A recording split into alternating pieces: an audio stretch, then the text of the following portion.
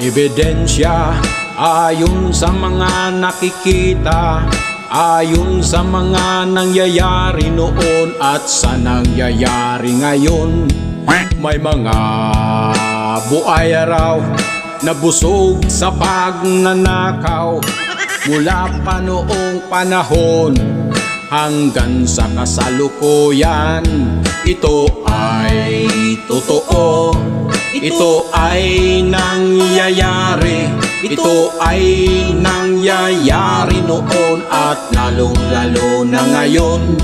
Ito ay dahil na rin sa mga buayang gahaman, hindi tapat sa tungkulin at ang bayan ginagatasan.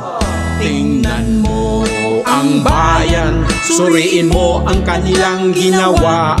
Sila ay isang magnanakaw at buayang mapagsamantala. Bayan ang nagturusa, bayan ang lumuluha, dahil yan sa kaganidan at hindi tamang gawa.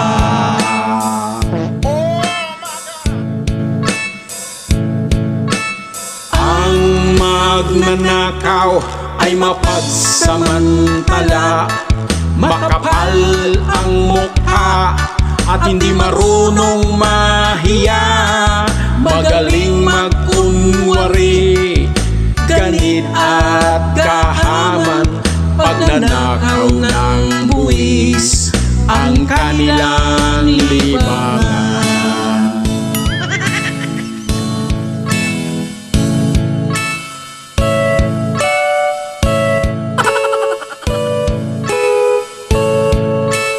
May magnanakaw sa bayan ng pondo at buwis, pati kinabukasan ng bayan ay ninanakaw nyo na rin.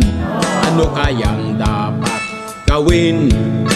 Ngayon alam na natin ang mga nangyayari ngayon, hahayaan na lang ba natin?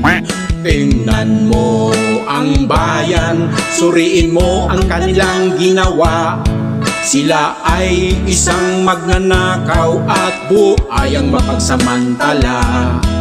Bayan ang nagdurusa, bayan ang lumuluha, dahil yan sa kaganidan at hindi tamang gawa.